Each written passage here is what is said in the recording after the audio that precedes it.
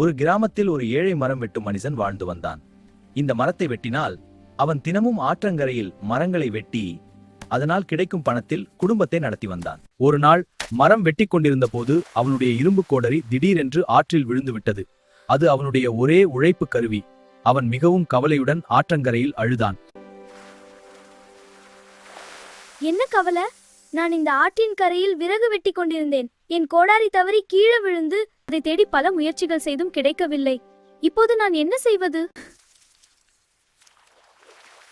இது உன்னுடையதா? இல்லை. பின்னர் வெள்ளி கோடரி கொண்டு வந்தார். இதுவா? இதுவா? இல்ல.